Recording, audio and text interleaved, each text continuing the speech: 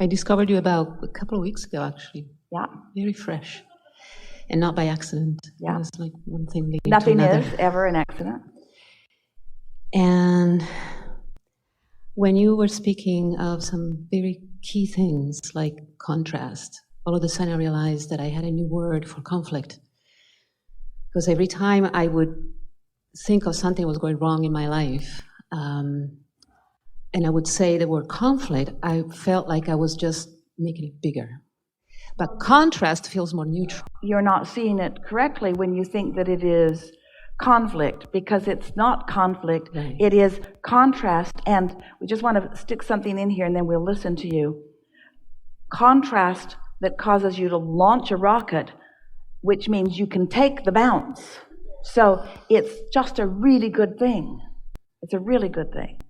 It's the beginning of all good things.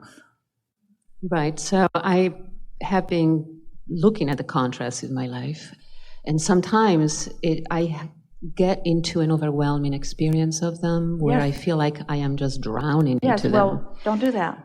Right. So you come up with the metaphor, with the image of the cork, and it's like, bang.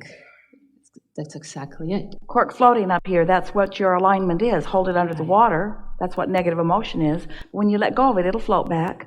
But many of you have developed habits of holding it under the water and then calling it conflict. Why don't things get better? Let go of that. Why doesn't this get better? Just let go of it. I really don't like this. Somebody should call somebody. Somebody should do something about this. Just let go of it. I don't think I should let go of it because it's a problem. It's been a problem in my life for a really long time. Let go of it. I don't want to let go of it because... And the thing is, you can't stop thinking about something, because when you decide to stop thinking about that thing you're thinking about it anyway. Right. I'm going to stop thinking about that thing that I'm not going to think about anymore, but I'm thinking about that thing that I'm not going to think about anymore, but I'm still thinking about that thing, but I'm not going to think about that thing anymore. Well, you are going to keep thinking about that thing, so you've got to find something else to think about. And it turns into a vortex of its own. Law of attraction is a very powerful thing. Right. And momentum is a very powerful thing. So here's the thing. You're new to us. We're going to tell you a story that is the best momentum understanding. So Esther is standing at the top of the hill in San Francisco, amazed at what she sees. She cannot believe that people actually live in these places on these hills. So imagine sitting at the top of that hill, and you decide that you'd like to see what would happen. So you take your car out of gear, take the brake off, and you just nudge it a little to see what will happen. Well, what will happen is the car will end up very fast in the bay. So you come to your senses before it begins at all, and you step out in front of it, and the car just bumps up against you, and you're able to stop it because you stopped it before the momentum got going. Don't ask yourself to suddenly stop anything when there's a lot of momentum going.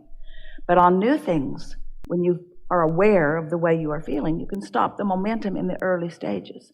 That's the benefit of waking up and realizing it's a new day. And in this day, there is no momentum because the momentum stopped while I was asleep. So any momentum that's going to get going, I got it going by regurgitating it, by remembering it, by emailing somebody, by blogging about it, by talking about it. I got it going again today, and it's not very strong. I could stop it in the early stages if I want to. Yeah, I have been kind of trying to find something that I can meet, for example, an experience of contrast that feels out of hand, like anxiety or overwhelm in my personal situations.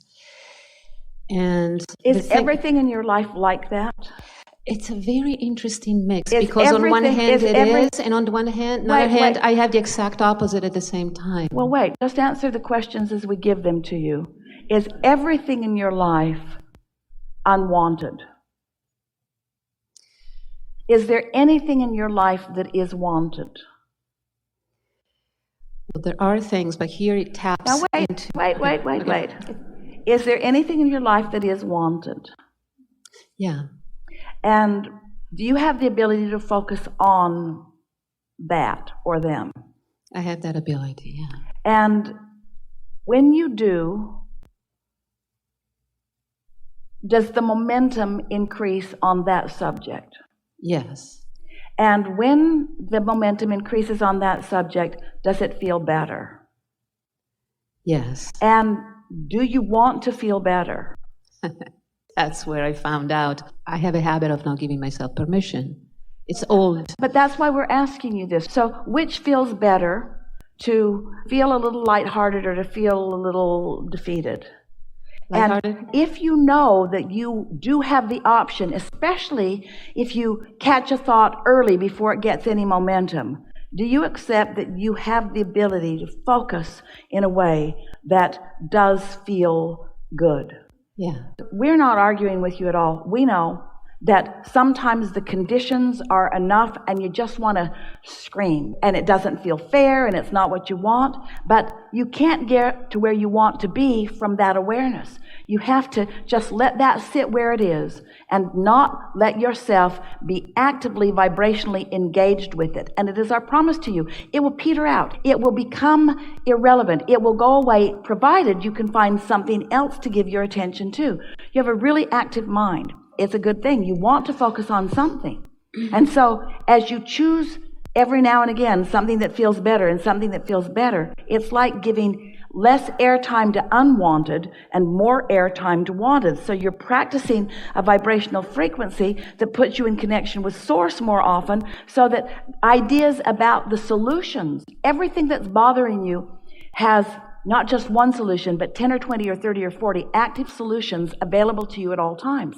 But you block yourself. It's like you've got an umbrella up shielding yourself from receiving any good ideas because you're all embroiled in the problem. So if you can find just one piece of something that feels sort of kind of good, and you can focus there just to break loose the log jam of resistance just a little bit, that momentum will carry you into your natural cork floating. And then you'll be in that place of realizing, and then solutions will start flowing. You will feel brilliant in your ability to solve problems.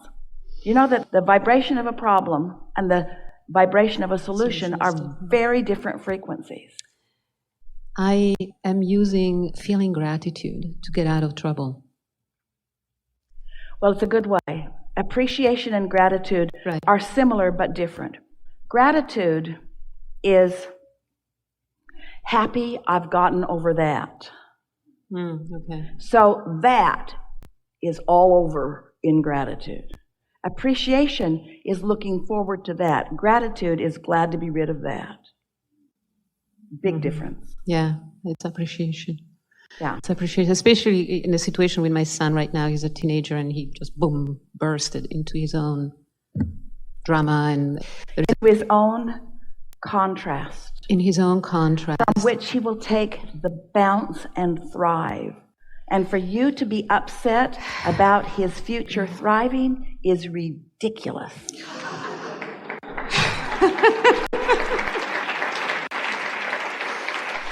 There is a grief that I know it's an attachment to the beautiful, loving experience that we had. What is? Grief. There is a grief that holds me down often about it. Also, at the same time, I feel it's not fair to put grief into the situation because... Well, it doesn't matter if it's fair or not. Negative emotion is always going to be there when you're focused in opposition to who you really are and what you really want. So grief isn't a condition, it's an indicator. It's like your gas tank. Would you put a happy face sticker on your gas tank because it's so depressing to see that you're out of gas? Or do you just go get more gas? Grief is just an indication. It doesn't mean anything other than what you're doing right here and now. Don't make it into something big. It's just how I feel when I focus in opposition to who I am and what I want. How do you feel today? I'm grieving. Well, why are you doing that? Well, because I don't know. It doesn't make any sense. I'm grieving because I'm focused in the opposite direction of what I want. Well, cut it out. You have the ability to focus in the direction of what feels better if you will practice it a little bit and see what the results are. Practicing, focusing with the intent of feeling better. Okay, so now we go back to my early years. I find that I have limiting beliefs that talk me out of that automatically. It's almost like a nanosecond. I'm trying to catch it. That's because momentum is strong. Yeah. So when you activate it, the momentum takes you where it usually takes you. And that's all right. But now you know what's going on. So when that happens, you say to yourself, well, that momentum is strong. And tomorrow morning, I'll get some other momentum going. And then it happens again, and you say, well, that momentum is strong, but tomorrow morning I'm going to get some other momentum going. And before you know it, you've got a different momentum going. Understanding how it works. This is all making sense to you. And as you say something, and then we take your vocabulary and put it into the context of what's really going on in terms of the laws of the universe, now you've got something that you can work with. There is no reality that just is. Every reality that you are facing, you are the creator of. And if you don't like it, then you got to stop creating it. And the reason that you're creating it is by your simple attention to it. You just didn't know that before, but now you know it. It's going to get worse for a while. And the reason it's going to get worse for a while is because you'll know that you're doing it to yourself and you don't need to. Yeah, judgment and everything.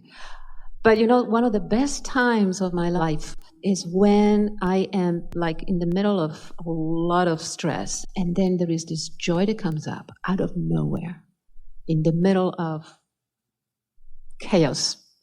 And there is this, and I just sit down and say, wait a minute, I am feeling terrific. But there's no reason for it. It just comes up. What you just said defies the law of attraction as we know it to be.